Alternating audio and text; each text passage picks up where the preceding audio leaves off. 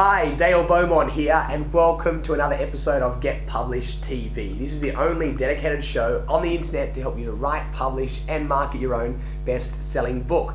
This is just a very short video introduction because I'm about to take you on a journey to the other side of the globe. We're going over to the Italian Riviera, and I'm about to share with you some travel tips for authors. So make sure you keep watching, and I'll see you on the next episode. Hi, I'm Dale Beaumont and welcome to Get Published TV. This is the only dedicated show on the internet to help you to get your book published and how to make it a raving success. Well, I'm really excited about today's episode. As you can see, I'm out of the regular studio. I'm actually in Portofino, which is on the Italian Riviera, and it really is an amazing place. As you can see, there's some incredible houses there behind me, and there's multi-million-dollar boats and yachts.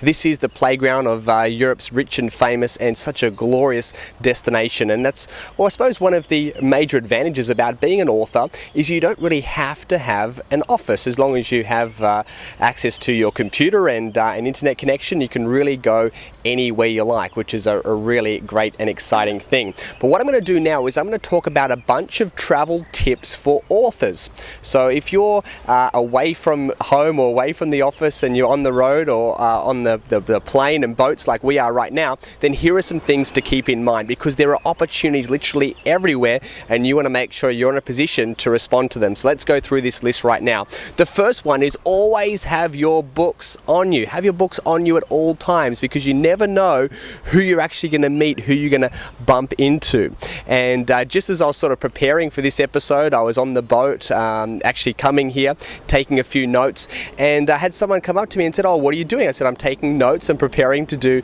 a little internet TV show to help people with writing and publishing books." And they said, "Wow, are you an author?" I said, "Yes, I am." And I pulled out my book, and that started a whole great conversation. So you never know when you're actually going to bump into someone, so always have your books handy. So we've just got one little backpack, but I always carry a copy of one of my books on me at all times, and so should you.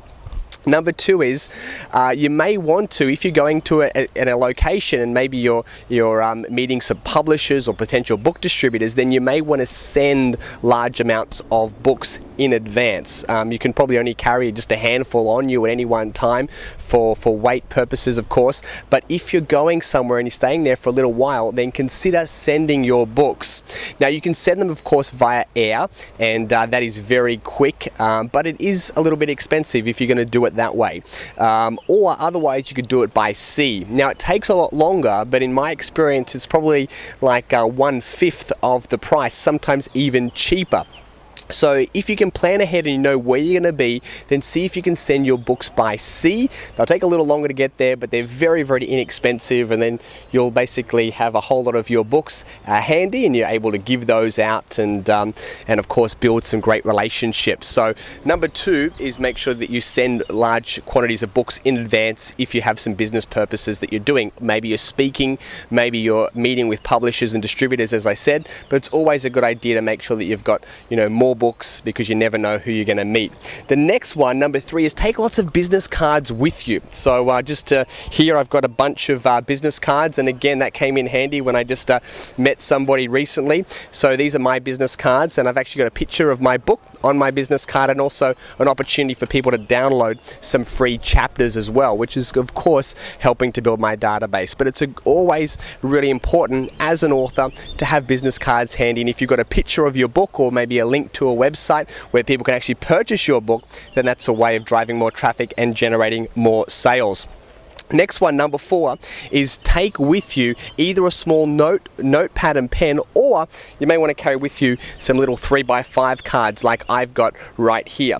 Because if you're traveling and you're meeting lots and lots of different people, I've done this before, I've made the mistake of just thinking I would remember anything. I get home and after, a couple of days, they're like, "Oh, I should contact these people," and I either can't remember, whose name goes with what email address, or I can't remember, where they're actually based, or the name of their particular company. So it's always a good idea to take notes while it's still fresh in your mind, because it's really important when you're trying to build those relationships that you can have a few of those points that you can actually call upon if you need. Next one, number, let me see, 1, 2, 3, 4, 5. is to visit local bookstores when traveling. Now, being in Italy, I'm going into a number of bookshops, and most of the books are written in Italian rather than English, so I can't really read too much, but many of the larger bookshops have an English section, so it's a good idea to just have a look at what types of books are there, what's actually selling. And I've had a couple of conversations with some of the booksellers and just asking them what type of books do they like to sell and how many books do they sell on a monthly basis. And it's really good just to do a bit of research and to uncover potential opportunities. The next one is to observe the local media. So it's a good idea if you're here to maybe find different newspapers, maybe magazines, maybe it's listen to the radio if you can understand the language, because it's a good idea to uncover potential opportunities in case you're maybe traveling one day in the future.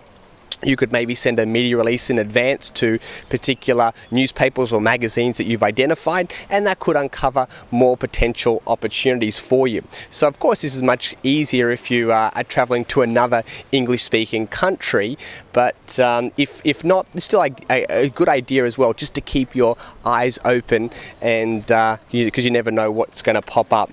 The next one is to keep a travel diary. If you're an author or a publisher and you're traveling overseas, then it's highly likely that you're able to claim a lot of your expenses as a tax deduction. Now, of course, you need to make sure that you're writing or that you are building relationships and you're creating opportunities for income generation while you're traveling. So it's a really good idea though, but to make sure that you document meetings that you have or places that you're going, or even expenses, because depending on what country you live in, of course, you may be able to claim a lot of these expenses back. And the last one that I'm going to talk about with these travel tips for authors is to make sure that you follow up on different opportunities and try to do it within 24 to 48 hours of returning, because what tends to happen is we get busy, we get back to our everyday lives, and a week goes past, and then it's a month, and it's 2 months, and those relationships go from kind of really warm and hot to quite cold very, very quickly. So I just picked up a business card today just as I was coming here on the bus, and I really aim to follow that person up shortly after I get back home. I've got a little stack in my bag already of different opportunities, and who knows, some of these people could turn out to just be people that we may visit, or places that we can stay in the future, and others may just turn out to be just friends, which is always handy, or at least I can just add them to my database and continue to send them updates and build the relationship further. So there's some travel tips for authors coming to you from the beautiful Portofino, the Italian Riviera. This is a gorgeous place, and as you can see behind me, there's some incredible boats here, so it's great to do a bit of dream building and to get you excited about so many possibilities that are out there, and what it's like to live a really privileged life. So this is Dale Beaumont from Get Published TV. Trust that you've enjoyed this episode. Please leave us your comments if you've got any questions, or you'd like to make a suggestion about something. Please go to getpublishedtv.com, fill out your the comment section below, or otherwise, if you're just new to Get Published TV, then head along to the website, subscribe by putting in your name and email address, or you can connect with us on Facebook and Twitter, and we look forward to staying in touch and bringing you more great tips to help you with your writing, publishing and marketing. Looking forward to seeing you again next time.